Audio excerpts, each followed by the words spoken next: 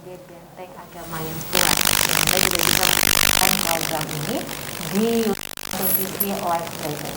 Nah, pemirsa TV, kita ketahui bahwa keluarga merupakan bekal dari segalanya. Salah satunya benteng agama ini juga dimulai dari keluarga. Anak yang memiliki iman yang kuat, keimanan dan ketakwaan yang kuat juga itu dimulai dari keluarga. Rumahnya dari ajaran yang diterapkan oleh orang tuanya, ibu dan ayahnya. Nah, seperti apa agar dalam membentengi diri ini mulai dari keluarga, sehingga juga keluarga menjadi ataupun rumah ini juga menjadi tempat yang kuat, tempat yang aman bagi anak dan juga bagi semua penghuni yang ada di rumah tersebut. Tentu ini harus dibentengi dengan bekal agama yang kuat. Dan kita akan bicarakan topik tersebut bersama dua narasumber kita hari ini. Ada Profesor Dr. Yusni Sabi MA PhD, merupakan guru besar UIN Aramiri Banda Aceh. Assalamualaikum Prof. Assalamualaikum warahmatullahi wabarakatuh. Baik, terima kasih sudah berkenan hadir. Dan juga ada Ibu Nevi Aryani SE, merupakan Kadis P3A Aceh. Nah, di sini juga Ibu Nevi tentu sudah tahu banyak seperti apa perkembangan kasus-kasus yang terjadi di Aceh. Saya sapa, assalamualaikum Ibu Nevi.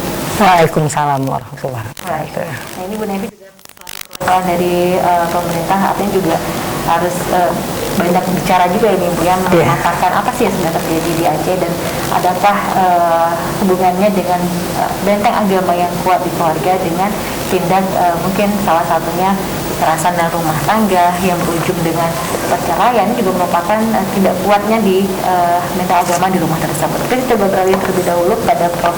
Yusni. Nah, Prof, ini sesuai dengan topik kita ya Prof ya, membangun rumah tangga sebagai benteng agama yang kuat. Terutama juga di bulan Ramadan, bagaimana di bulan ini kita juga semakin mempererat kekeluargaan juga, semakin banyak waktu berkumpul bersama keluarga di rumah, dan juga memperkuat benteng agamanya. Nah, Prof sendiri ini melihat seperti apa ini Prof, melihat bahwa sejauh ini sebuah pembinaan keluarga, terutama juga di Aceh secara garis besar. Silakan.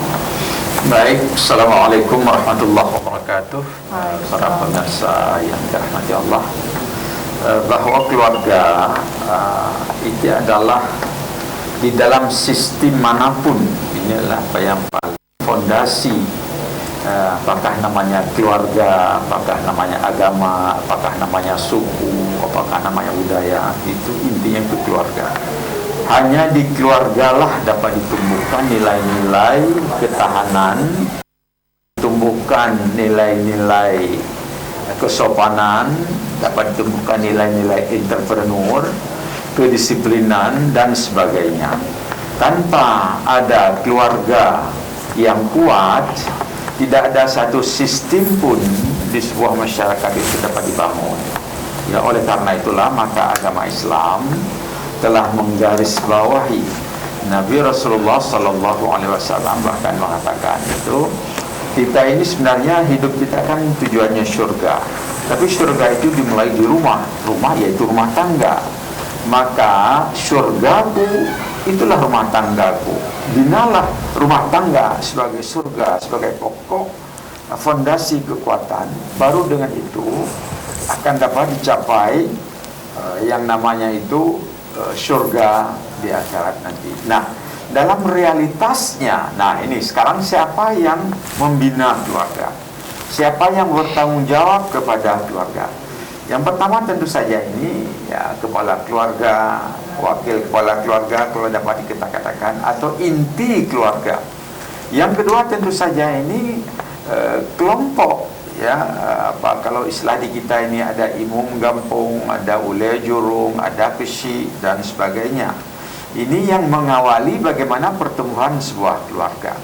Nah, selanjutnya di atasnya itu tentu pengawasan tertinggi ini ada negara. Dalam hal ini kan kita sudah ada ya kantor kementerian yang namanya pemberdayaan perempuan, keluarga dan sebagainya.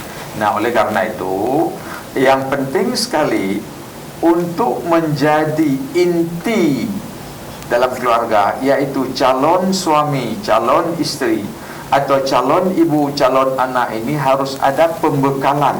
Sudahkah mereka itu siap untuk memimpin keluarga atau tidak? Jangan-jangan dasar pertimbangan masyarakat mengawinkan seseorang laki-laki dan perempuan itu bukan potensi lain, tapi paling-paling kompetensi biologis ini yang sangat kita sayangkan, sehingga terjadilah banyak keluarga-keluarga yang berceceran. Baik. Nah, memang harus adanya pembekalan membangun keluarga itu, Prof ya. Nah, kita ketahui memang sebenarnya pembekalan membangun keluarga itu seperti tidak ada tidak dipelajari khusus oleh setiap kita ini ya. Mungkin ada tidak mungkin kedepannya mungkin di fakultas juga memang harus ini pembekalan membangun keluarga ini mungkin dijadikan suatu tambahan mata kuliah di setiap jurusan, karena memang bekalnya untuk generasi selanjutnya ini, Prof. Itu seperti apa, Prof? Ya, justru inilah kesenjangan ya. Satu sisi kita menganggap ini keluarga penting sekali, di sisi lain tidak kita pernah perhatikan itu. Bagaimana mungkin? Coba bayangkanlah, untuk bertanggung jawab ya sebuah keluarga, tapi dibiarkan saja seperti liar begitu, bagaimana jadi-jadilah.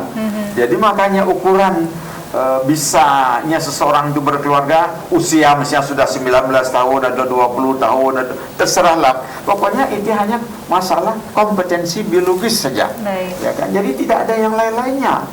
Jadi sehingga terjadilah penyelewengan atau kegagalan-kegagalan di dalam rumah tangga karena para perawat keluarga itu tidak pernah diberi pembekalan. Apakah pembekalan misalnya yang paling penting sekali, tahukah si laki-laki ini bagaimana mencintai istrinya? Ya kan? Tahukah dia bagaimana nanti mencintai anak-anaknya? Bagaimana si perempuan misalnya, tahukah dia bagaimana cara mencintai suaminya? Bagaimana nanti ketika anaknya lahir? Bagaimana, apakah dia sadar bahwa yang penting sekali nutrisi, kemudian kasih sayang, dan tidak ada ini, tidak terfikirkan sama sekali. Saya merasa dan banyak anak-anak ini merasa bahwa mereka ini sesudah ada gairah biologis dan kemudian cukup aturan undang-undang sekian belas tahun usia saja. Coba siapa yang dapat timbangkan ini? Maka kita syukuri sekarang, seharusnya inilah yang mengawasi seperti kantor pemberdayaan perempuan ini, mengawasi benar-benar apa kompetensi. Seharusnya ini kalau untuk kalau kita sebut nih kok pesantren kilat ini pun tidak ada, ya kan? Pergi ke Kuakej paling-paling 1 jam 2 jam itu pun apa ini kan, sebagai ini ya? formalitas saja. Tidak ada yang menjadi bahan, menjadi pembekalan, tidak ada karena memang kita tidak pikirkan ini. Nah, negeri-negeri tertentu ini sudah memikirkan, sudah ada merit certificate. Itu bukan ukuran. Sudah ada ini, Pak. Sudah banyak negeri-negeri yang sudah mewajibkan masyarakatnya itu baru bisa dinikahkan seseorang ketika dia sudah punya kompetensi untuk menjadi bagian daripada keluarga. Baik. Nah, ini memang yang harus dipikirkan kembali juga mungkin dari untuk pemerintah, agar mungkin awal permasalahan yang muncul itu dari mana. Kita mungkin harus melihat akarnya dulu. Akar masalahnya. Pembekalan ini memang benar-benar harus dilakukan bagi mungkin orang ataupun insan yang ingin membangun rumah tangga. Tadi ada sertifikat tadi ya. Mungkin itu juga yang harus kita miliki di Aceh juga, terutama dengan kita mungkin dengan syariat Islamnya, mungkin dengan sampai adanya lagi kasus kekerasan dan sebagainya. Nah, Ibu Nevi ini tadi setuju sekali Bu ya, seperti yang dijelaskan oleh Prof Yusni bahwa yang harus ada pembekalan, karena ini pelajaran dan ini akan dijalani seumur hidup ini ya, yang mungkin sudah dilaksanakan oleh hanya sebagai pembekalan yang formalitas, tapi mungkin dari lari lagi ke BP3A sendiri, setiap ada masalah lari ke BP3A, ada masalah lari ke BP3A gitu. Mungkin apa ini solusi dari BP3A ini sebenarnya, bahwa memang banyak kasus kekerasan rumah tangga yang mungkin nanti berujungnya ke perceraian juga. Baik, terima kasih Dek Leni. Assalamualaikum warahmatullahi wabarakatuh, para pemirsa semua. Tadi sudah banyak kita dengar ya pencerahan dari Prof terkait dengan keluarga. Nah, kalau kita lihat hari ini kasus kekerasan terhadap perempuan ya, khususnya yang terlapor di unit UPTD PPA di kami sangat tinggi. Walaupun kalau kita lihat tren kasusnya menurun, namun masih tergolong tinggi. Dan dari bentuk kasus kekerasan yang paling tinggi adalah kasus kekerasan dalam rumah tangga. Ya, ini Prof, kasus kekerasan dalam rumah tangga. Dan kalau kita lihat lagi dari data dari Mahkamah Syariah, tingkat gugat cerai, perceraian sampai 6.000 lebih, dan yang lebih tinggi adalah gugat cerai, Prof. Kalau kita lihat hari ini ya, artinya apa yang ini kan dari wanitanya. Nah, faktor-faktor pemicu hal tersebut ada banyak hal ya. Barangkali yang pertama tadi seperti Prof katakan tadi, ketidaksiapan kedua insan ini untuk memasuki jenjang pernikahan, ya. Dan ini mungkin kita awali pemerintah barangkali perlu juga meniru nih ya. Kalau di Malaysia kita lihat, Prof, ya, untuk mendapat sertifikat itu harus 3 bulan mengikuti seperti pelatihan itu, baru mendapatkan sertifikat, baru kemudian kita menikah. Nah, tapi kalau kita kan cuma 3 hari saja ya, Prof, ya, 3 hari. Iya, jauh sekali. Dan bahkan kami mendengar di tengah perjalanan pun ada lagi ya bentuk kayak pelatihan, pembekalan kepada keluarga. Begitu kuatnya pemerintah terkait untuk ketahanan keluarga ini ya, Prof, ya. Nah, kita barangkali ke depan mungkin menuju ke sana, walaupun hari ini baru aturan-aturannya saja ya, Prof, ya. Dan ini DP3A sebenarnya pernah juga tuh zamannya ini dulu ya mewacanakan hal ini, tapi memang sampai hari ini belum terlaksana ya. Dan hari ini kita memang cukup prihatin sekali dengan kasus-kasus kekerasan rumah tangga ini. Pertama, ketidaksiapan mental baik suami dan istri. Yang kedua, faktor ekonomi yang belum siap. Dan yang ketiga, faktor agamanya yang itu juga.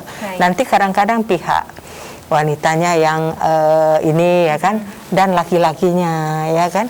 Ada saja persoalan di tengah perjalanan. Makanya untuk memasuki gerbang pernikahan ini kan harus siap semuanya ya. Siap lahir, siap batin. Bukan saja seperti Prof katakan tadi, hanya memenuhi hasrat biologis saja, lalu mereka menikah. Setelah itu, setelah banyak persoalan di tengah jalan, lalu mereka berpisah. Nah, hari ini setelah berpisah, siapa korbannya? Anak-anak ini apabila tidak ditangani dengan baik akan jadi korban, baik itu dengan pergaulan, dengan ini. Dan kita hari ini juga harus prihatin ya, narkoba juga tinggi ya Pak ya, pengguna narkoba anak-anak muda. Dan juga kasus-kasus lain seperti juga kasus kekerasan seksual terhadap anak, pelaku orang dewasa, ya, dan keluarga sendiri, keluarga terdekat. Ini yang sekarang Prof yang kita tangani beruntun ini, kasus-kasus kekerasan ini. Kemudian ada lagi kasus yang pemerkosaan rame-rame ini terhadap anak. Ini kan juga akibat ketahanan keluarganya yang ini, sehingga anaknya tidak tahu dia mana yang benar dan yang salah ya dalam bertindak dan mungkin juga dipengaruhi juga faktor sekarang dengan dunia global ya, mudah diakses apa saja, sehingga orang tua ada di genggam tangan. Dan orang tua juga perlu mawas, harus lebih ketat melihat anak-anaknya, sehingga dalam penggunaan ini kita tidak bisa menolak ya, dengan arus globalisasi ini ibarat dua sisi mata uang ya Prof ya.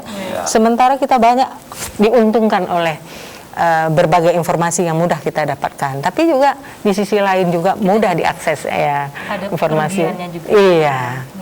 Nah, memang bisa disimpulkan bahwa ketahanan keluarga itu sangat menentukan kedepannya seperti apa. Sebuah negara yang kuat itu memang diawali dari keluarga yang kuat, ketahanan keluarga yang kuat. Nah, lalu dengan berbagai faktor yang terjadi yang menyebabkan rusaknya rumah tangga, perceraian dan sebagainya, selain faktor ekonomi dan juga ada faktor agama. Nah, sementara itu kita dengan syariat Islamnya yang juga lebih mengedepankan sisi agama. Nah, lalu apa yang harus dilakukan ini bagi setiap perawat rumah ini, ada ibu ya dan ada ayah. Apa yang harus dilakukan ini, Prof Yusni, melihat hal-hal seperti ini? Saya lebih cenderung yang pertama melihat dulu calon calon daripada suami, calon istri. Ya. Itu harus ada tegas ya. Tegas itu harus dari atas. Karena misalnya kalau kampung nggak bisa. Kampung nanti bisa diprotes kan. Karena saya dilarang kok. Kita bilang ini adat setempat boleh, tapi mereka ini pergi ke tempat lain. Kan bolong juga kan. Oleh karena itu bahwa seseorang itu baru dapat melaksanakan pernikahan, baik laki-laki atau perempuan, kalau dia 1, 2, 3, 4, ini harus ada kriteria yang tertentu. Untuk dia mendapatkan kompetensi ini, maka dia harus menjalani sebuah sistem, apakah pelatihan, apakah penataran, apakah pendidikan, silakan atur kurikulumnya 1, 2, kemudian tes baru. Nah, dan itu masalah, ingat, ketika usia-usia menjelang kawin itu harus ada pendidikan khusus. Ini menurut saya kan. Nah, itu yang penting dulu. Nah, sekarang kenyataan kan tidak demikian. Nah, sekarang ini sudah berkeluarga dan mereka itu tidak ada kompetensi yang diharapkan kan. Sebagian lah alamiah saja. Sebagian tidak demikian. Nah, inilah yang apa yang katakan Ibu tadi itu. Kenapa terjadi banyak sekali pelanggaran-pelanggaran, banyak sekali bahkan dulu menganggap itu semua itu seperti enak-enak saja, surga saja, tiba-tiba sudah neraka, ajukan gugat cerai dan sebagainya. Dengan mudahnya. Nah, ini yang berbeda sekarang. Kalau dulu yang namanya cerai talak dari laki-laki ke perempuan, sekarang bahkan gugat cerai lebih banyak. Angkanya lebih tinggi. Perempuan sudah lebih sadar kepada haknya dibandingkan dulu. Tetapi itu tidak menyelesaikan masalah. Karena yang akar masalahnya itu kompetensi kan. Seharusnya tidak terjadi ini cerai atau gugat cerai. Seharusnya itu aman-aman saja. Inilah yang saya kira yang perlu. Yang sekarang apa? Ini perlu juga.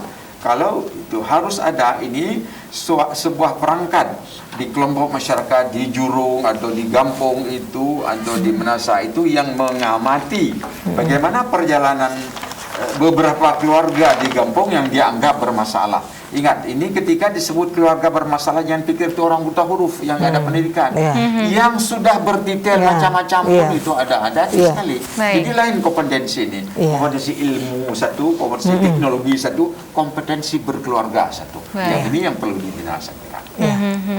Jadi sebenarnya kecukupan finansial juga belum menentukan bahwa rumah tangga itu baik-baik saja ya, bahkan itu jadi akar untuk menjadi masalah. Baik. Nah, jadi juga kekurangan finansial juga bukan menjadi permasalahan dalam membangun rumah tangga jika memiliki pondasi agama yang kuat. Baik, kita akan lanjutkan lagi pemirsa di rumah bincang-bincang kita dalam program talk show ini, dan kami juga mengundang partisipasi Anda untuk berinteraktif, tapi setelah yang satu ini tetap bersama kami dalam program talk show.